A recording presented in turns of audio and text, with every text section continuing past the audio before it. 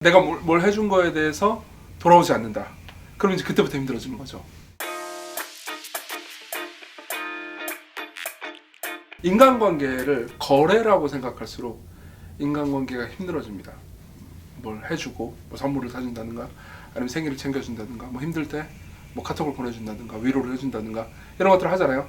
근데 그런 것들을 할 때 거기에 대한 내가 뭘 해준 거에 대해서 돌아오지 않는다. 그럼 이제 그때부터 힘들어지는 거죠.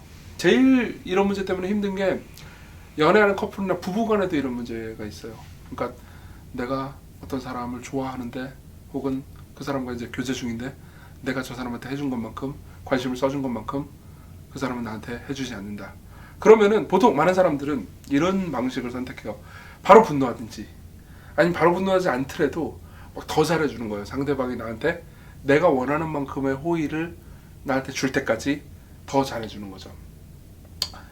그러면은 당장 더 잘해주니까 무언가 희생적으로 헌신하는 것처럼 보이지만 실제로는 이렇게 잘해주면서 마음의 한켠에는 억울함을 계속 쌓습니다. 억울함을 쌓고 분노도 쌓는 거죠. 그러면은 이제 나중에는 언젠가 터지거나 혹은 뭐 이제 빨리 냉담해지기 쉽죠. 뭐 바로 냉담해지기 쉽고 제가 만난 많은 사람들이 뭐라고 해야 될까 마음이 냉담해진 사람 같은 경우에는 이런 식으로 관계를 해오는 거죠.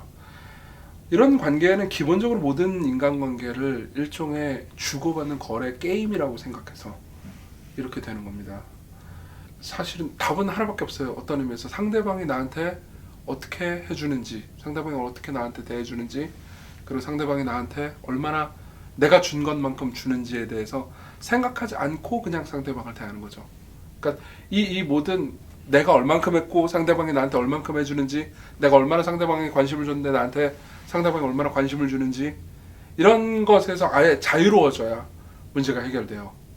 그리고 이게 완전히 자유로워지면 이제 서서히 상대방에게 무언가를 줄 때 뭔가 다시 나한테 돌려줄 것을 기대하지 않고 줄 수도 있게 되죠. 그러면 크리스천으로서 이걸 어떻게 해결해야 되느냐? 사실 복음이 이걸 해결해 줄 수 있는 가장 중요한 원리를 우리한테 제공해 줍니다.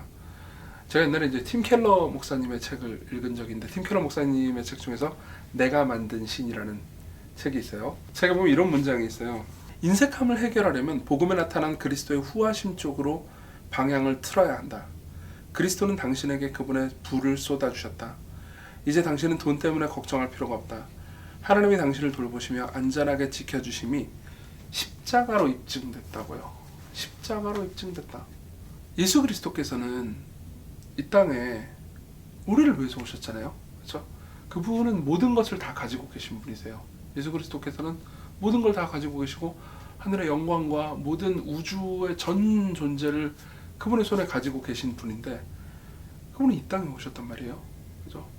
이 땅에 오셔서 사람이 되셨고, 그리고 사람이 겪는 모든 고통들을 겪으셨고, 그리고 궁극적으로는 사람들께로부터 버림받으시고 십자가에서 죽으시고, 그리고 십자가상에서 아버지께 버림받으셨죠. 그래서 나의 하나님 어찌하여 나를 버리셨나이까 이렇게 말씀하시기도 하시잖아요.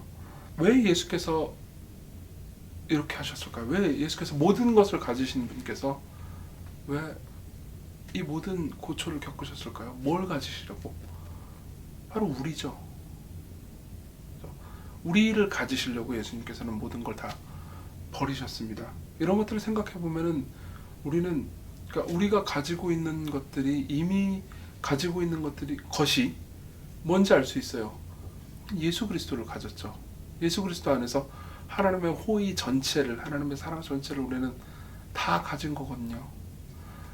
여기에 깊이 잠기다 보면은, 다시 말하면 하나님께서 그리스도 안에서 우리에게 무엇을 베푸셨는지에 대한 이해가 깊어지고, 그런 것을 더 누리게 되고, 그러다 보면 이제 점점 무언가, 그러니까 사람들이 나한테 어떻게 인정해 주는지, 그리고 사람들이 나한테 내가 준 거에 대해서 어떻게 반응하는지에 대해서 서서히 신경 쓰지 않게 됩니다. 이게 사실 복음의 방법이에요. 그래서 서서히 신경 쓰지 않으면서 서서히 나하고 그리고 다른 사람들 간에 뭐 호의, 그러니까 사랑과 뭔가 베풀어 주는 거에 대한 경쟁 게임을 하기를 그쳐버리는 거죠. 그렇게 되면 이제 어떻게까지 갈 수 있냐면은 내가 사람들을 위해서 많은 것들을 주면서도 사람들이 나한테 아무것도 주지 않아도 별로 아까워하지 않을 수도 있습니다. 그죠? 그러면 놀랍게도 재미있는 게 여기에서 참 재미있는 건데 사람들은 거기에 매료를 느껴요. 거기에 매료를 느껴요. 무언가 솟아나오고 흘러넘치는데 아무것도 요구하지 않는 것에 마음을 주기 시작합니다.